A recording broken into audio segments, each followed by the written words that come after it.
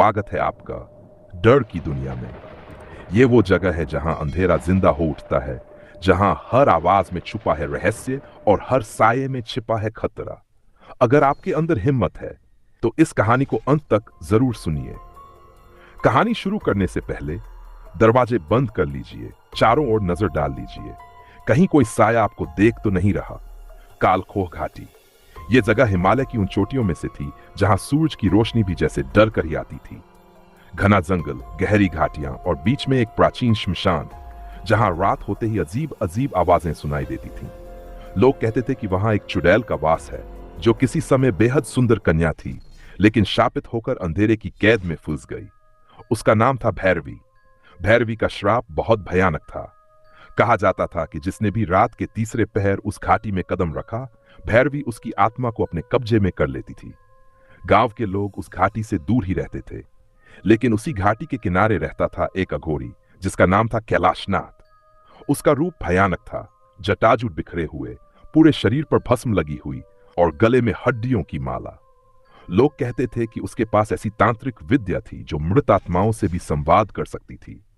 एक अमावस की रात जब पूरा जंगल काला हो चुका था, आकाश में सिर्फ डरावने बादल छाए थे, कैलाशनाथ ने श्मशान के बीच अग्नि प्रज्वलित की और मंत्रोच्चार शुरू किया।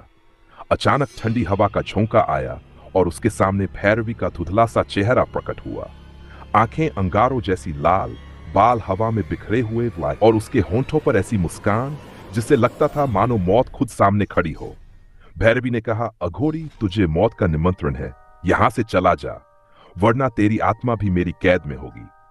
लेकिन कैलाशनाथ निडर था। उसने अपनी खोपड़ी की माला पकड़कर कहा, भैरवी, तू श्राप से बंधी आत्मा है, आज तेरा श्राप मैं समाप्त करूंगा, चाहे इसके लिए मुझे अपने प्राण ही क्यों न देने पड़े। तभी अचानक श्मशान की लपटें और ऊंची हो गई। चारों ओर से कंकाल उठ खड़े हुए, उनकी आंखों से नीली लौ निकल रही थी। वे सब कैलाशनाथ पर टूट पड़े। अघोरी ने अपनी गल से भस्म उठाकर हवा में फेंकी और ऊंचे स्वर में मंत्रोच्चार किया। जैसे ही भस्म गिरी, कंकाल राख में, लेकिन भैरवी का क्रोध और बढ़ गया। उसकी आवाज से पूरा जंगल कांप उठा। पेड़ों की शाखाएं खुद ब खुद हिलने लगीं। अचानक उसकी छाई कई गुना बड़ी हो गई और उसने घोड़ी को अपने काले वस्त्रों में लपेट लिया।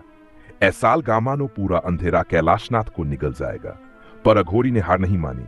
उसने श्मशान की आग से एक लकड़ी उठाई और अपने ही हाथ को जलाकर उस पर रक्त चढ़ाया। फिर उसने भैरवी के सामने त्रिशूल गाड़कर मंत्र बोला, मुक्ति या विनाश, आज तुझे एक ही मिलेगा। क्षण भर में भैरवी की चीख पूरे आकाश में गूंज उठी। उसका चेहरा विकृत हो गया, आंखें सफेद पड़ गई और उसके शरीर से धुएं की लपटें निकलने लगीं। अचानक एक पल ऐसा आया जब भैरवी ने रोते हुए कहा, अघोरी, मुझे मुक्त कर दे, सदियों से मैं इस श्राप की कैद में हूं। मैं मौत नहीं चाहती, सिर्फ मुक्ति चाहती हूं।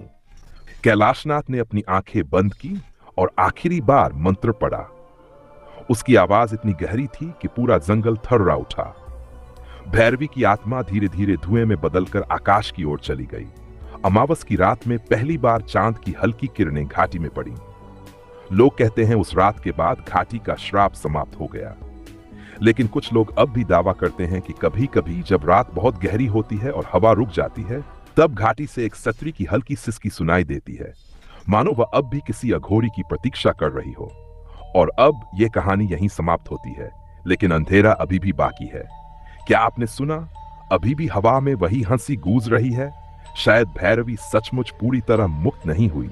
शायद वह इसी वक्त आपके आसपास ही खड़ी हो। अगर आपको यह कहानी पसंद आई हो तो डर की दुनिया चैनल को सब्सक्राइब कर लीजिए।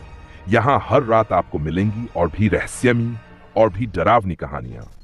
वीडियो को लाइक और शेयर करना मत भूलिए और कमेंट में जरूर लिखिए, क्या इस कहानी को सुनते समय आपको भी कमरे में कोई साया महसूस हुआ? हम फिर मिलेंगे अगली भूतिया रात में। तब तक अंधेरे से सावधान रहिए।